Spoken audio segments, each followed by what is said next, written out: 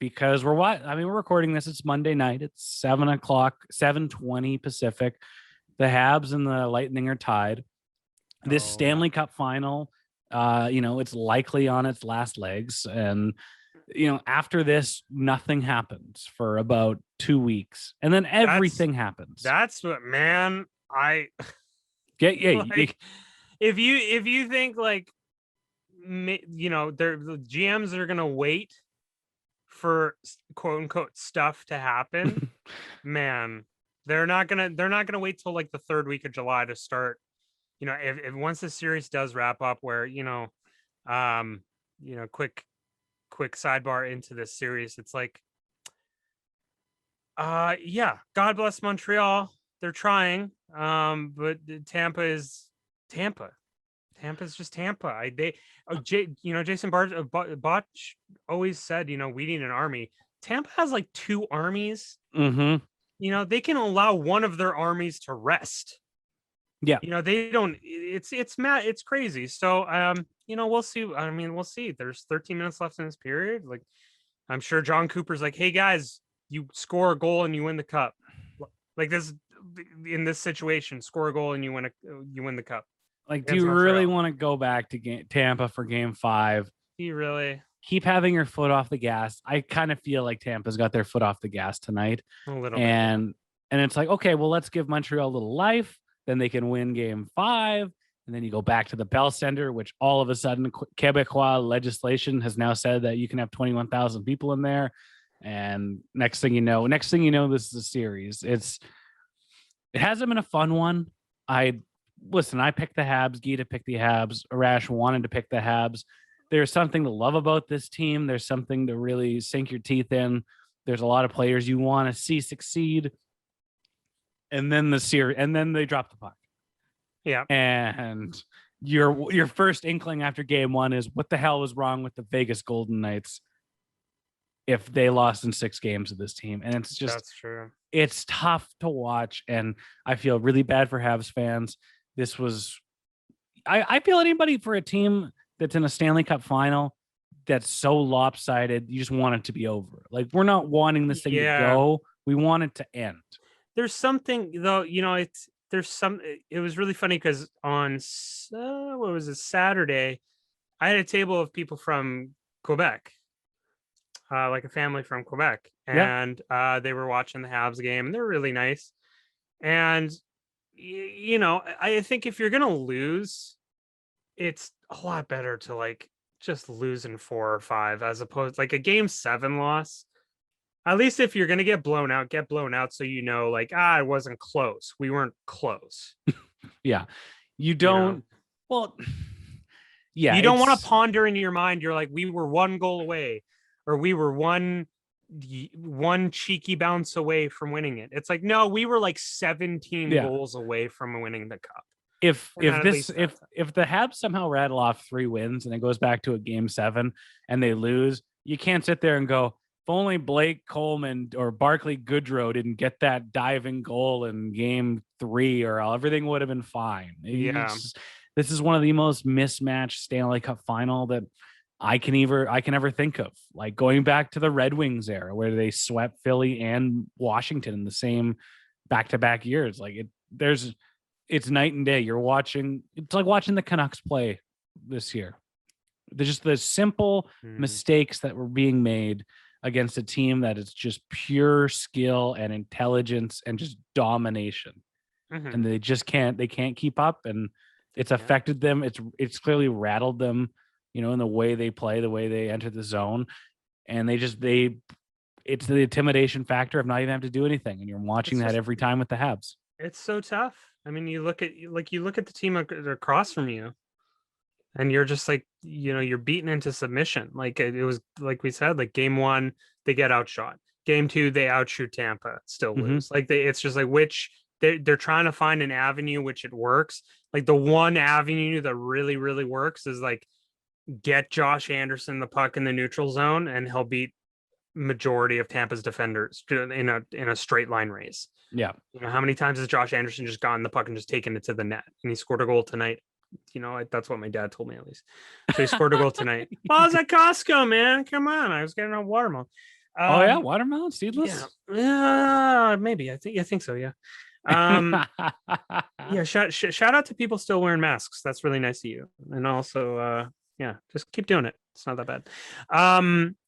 But yeah, and so I don't know. It's just tough. Like I don't know, man. It's good for Montreal for getting here. Of course, Good but for it's them. hard. Yeah, it's just demoralizing. But it's better to lose this way, where it's like it's quick and painless, as opposed to like 15 shots to the body and you bleed out. It's true. It's true. Like, do you want a swift death or do you want to make this as like miserable as possible? Yeah. In Tampa, this is the same team that gave up that serious lead against Columbus. Came back the next year, redeemed themselves, and won the cup. So it's like anything can happen, but you really got to take it like a shift at a time and just see where it goes. But I mean, we're at 12 minutes now, and Tampa just needs to score one goal. They just need to, there needs to be the slightest mistake made by the Habs, a juke instead of a jive, and then the next thing you know, there's a surgical cut to the net, and a goal is scored perfectly. Did you see that one crazy stat? They showed it on CBC, but it's that so within 10 seconds of a turnover by Montreal, Tampa has scored 9 goals. I 100% believe that. Insane. There was an incredible video. It was Mike Rupp describing on the NHL Network Montreal's terrible puck management that wasn't there, that was there in the previous series and isn't there now. And just like any mistake they made, Tampa sees it, acknowledges it, identifies it, and it just, within however many seconds, they have scored on you. And that's all they have to do. And it's like when Sean Mathias said on the podcast back in March, like, hockey's a game of whoever makes the least mistakes wins. Yeah. And goddamn, Tampa's not making any. Yeah. It's pretty gnarly. And what happened? Well, there's been times in the past where my delay or your delay has enraged you. So Tampa scored, didn't they? I don't know what happened. Because they're in the neutral zone. Oh no. Oh no. What happened? Wait, what is this? Oh, that's a giveaway. Unless, is Weber gonna give it away again? No. What? Is Paul Byron from waivers gonna do something? What is this? Ryan, how far below? Oh my god, Jake Evans, the god. What is this? What's happening? Oh my god, c'est le but! It's the longest. Romanov. Evans, Romanov, all these guys that were put in for game 4 contribute on that play. I mean, those are all guys that were healthy scratches to start this series. Amazing. Incredible to watch. Amazing. Okay, that's getting well. It's always better. Yeah, okay, we'll see. We got 11 minutes left, but we'll see. Good for Romanov. The one thing I was thinking about this weekend, and you brought it up with, the Bolts have that army. Yeah. 2 seasons ago, this team was so deep that they were able to get rid of JT Miller for some picks, replace them with existing players in their system or on the Syracuse Crunch, and be even better than they were the previous year. Yeah, I mean, they got rid of JT Miller. They moved that first in the Blake Coleman trade, and then they moved the other first to San Jose for Barclay Goodrow. So are you saying the deal is now Miller for Blake Coleman, essentially? Yeah, isn't it? Yeah, that's what it was, because they moved that first to New Jersey. New Jersey picked that's right, Brendan Batchelor. The boy would kill me for butchering this name. It's Shakir. You know what? The Mohammedoulin. Yeah, that's his name. There we go. No, that's what it was. Sportsnet 650. Just letting you know that. 650. Just keep an eye on that one. Thank you. But I was thinking, where would if that deal didn't happen, would JT Miller, with all his knocks or questions revolving his on ice demeanor, would he still have fit in and thrived on a Bolts team like this? Well, I'm guessing at that time they had to move him, right? Mm-hmm. It was just a salary consideration, and then when they brought in Barclay Goodrow and they brought in Coleman, that's at a lesser cap and cap hit and everything. That's depth pieces, and then they had younger players kind of move up and help. So Anthony Cirelli at the time wasn't Anthony Cirelli and whatnot, but But like, even I mean, it's like even this so this is Tampa's swan song though. Like they're not going to come back and run it back next year. They can't. They can't, unless Steven Stamkos, we discussed it last week, laser eye surgery. He gets LASIK for 10 months or something. They can't, and I'm sure Gary's going to be like, no, we're not. No, Julian, no, you can't do this. I don't care how many nudes of me you have. Post them. You can't put players on LTII and abuse the cap anymore. We can't have as a league. We can't have Patrick Maroon winning 4 straight Stanley Cups. Dude, that's the other Patty Maroon winning 3 straight cups, eh? Wow. Well, I mean, they're I don't know how game 4 is going to go here, but like Pat Maroon's going to have 3 straight Stanley Cups. And his career goes from bit of a doofus in Edmonton and Anaheim to just like the best playoff bit performer and asset. And what's going to get you over the hump? It's going to be Corey Perry's going to get you there, but goddamn, Pat Maroon's going to finish it off. Yeah, Jesus. Well, you mentioned Josh Anderson, and there's a good clip going around for whatever half-assed production the NHL's putting on covering this, and he's chirping Josh Anderson, being like, "Josh, I got more points than you, bud. What the hell's going on? What's going on? Oh my god!" Yeah. But it's man, you're right. It is a damn army. Like when Stamkos is shifting between your second and their third line. Yeah, it's insane, and so.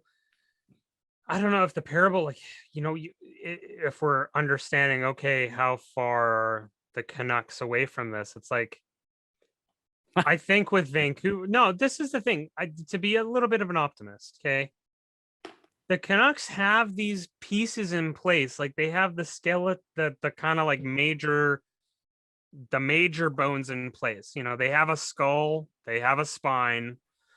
All they need is like an elbow, a couple of fingers, maybe a femur. You gotta have a femur. They only got one. Yeah, and you just hope that in the off season, when they have the opportunity to do so, they don't go out and get like a really long piece of seaweed and be like, well, that's gonna be our leg. It's like, there was one instance where we really needed a long piece of seaweed, and we were missing something like this. So there might be an instance where we might need it. We probably won't. So I look at like how Montreal's playing against Tampa, and I think like, okay, like, oh my god, how bad would the Canucks be against Tampa? I think the Canucks they're higher skilled, or at least their potential is incredibly higher skilled. But in terms of like depth, it's just depth, like depth, cheap depth, money puck depth, please God, depth, no long-term contract depth, please God, no, please no, give us normal depth, please. Well, and you hit. Can you imagine? Could you, if someone came out and be like, hey, check out this 20 to 25 point scorer for $900K? Wouldn't you be like, oh my god, that's sexier than a Maurice Rocket Richard winner right now? As a Canucks fan, as a lapsed Canucks fan, and on Arash's delayed out of town scoreboard, Patrick Maroon is going to tie it up. Oh my god, Patrick Maroon oh my god, and he's making no money, and he's making no money. He's making no money. And I mean, as a lapsed Canucks fan, I just want the players on the team that I cheer for to if you divide up their the salary they make based on points, I would just like to see a guy make about 10 grand a point, maybe 100 grand a just point. Someone that can just overperform their contract, but like $500,000.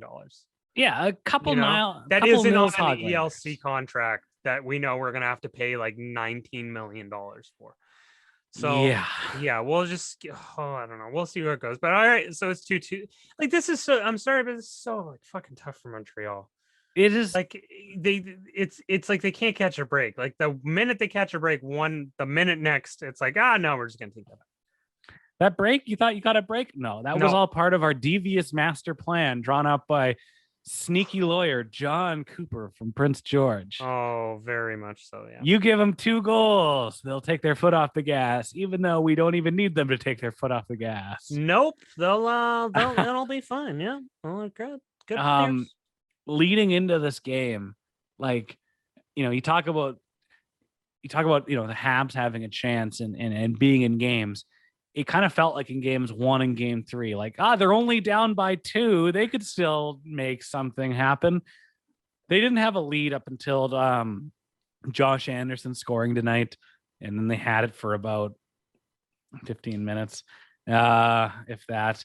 But they basically were tied with Tampa for 45 minutes in the series going into this. Mm-hmm. That's how unclose this was. Mm-hmm. There wasn't any back and forth games. There wasn't trading opportunities. It was, okay, if they score, you're probably going to lose. Mm. So don't let them do. Okay, they've scored. Never mind. They've scored. Okay, they have scored. Well, we gotta go to plan D now.